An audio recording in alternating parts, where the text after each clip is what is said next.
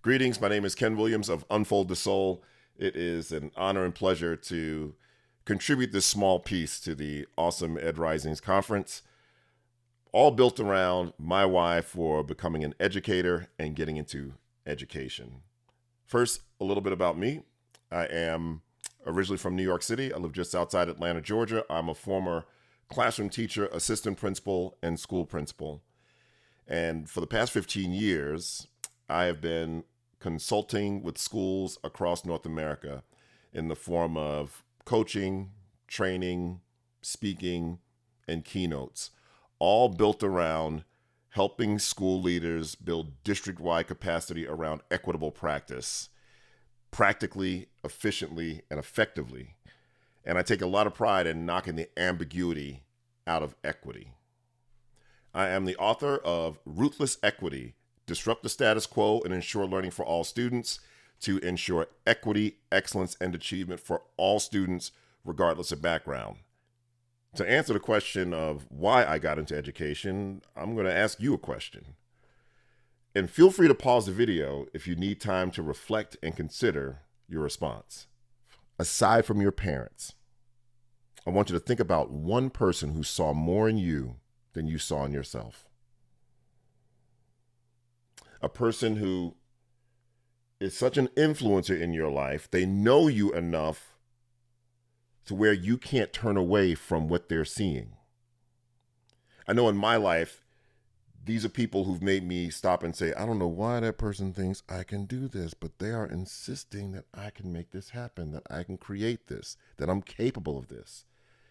You're doubting why they see it, but they're important enough in your life that you can't turn away from it. Who is that person for you?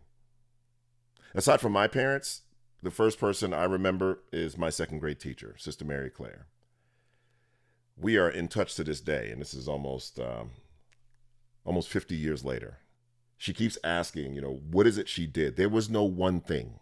In general, she made me feel like $1,000,000, and she didn't let any part of my family's adversity or financial challenges get in the way of her expectations. The next question is, what did that person challenge you to do? Again, if I give you a compliment tomorrow, it'll go in one ear and out the other because I don't know you well. You don't know me well. I'm not an influencer in your life. But for those people who are, what do they challenge you to do? Along that same line, who do they challenge you to become? The next person was my seventh grade teacher. Both of them had high expectations, two different styles, two different approaches.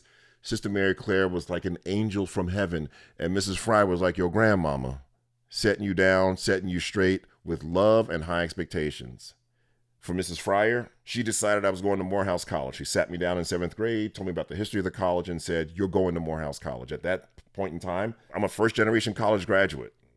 When I was a seventh grader, I knew exactly where I was going to college, and we didn't have two nickels rubbed together.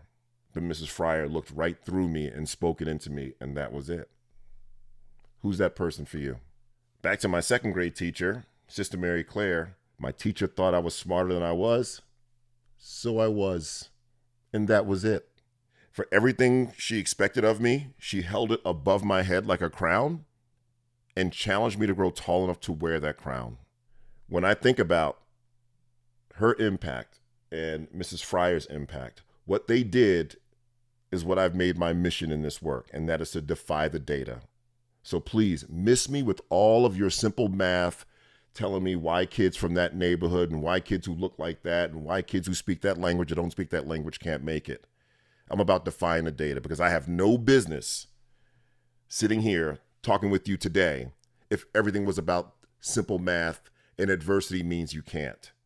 So those two teachers made me want to become an educator. And when I became an educator, all I thought about was this question: will you be the person your students recall when asked this question? Who saw more in you than you saw in yourself?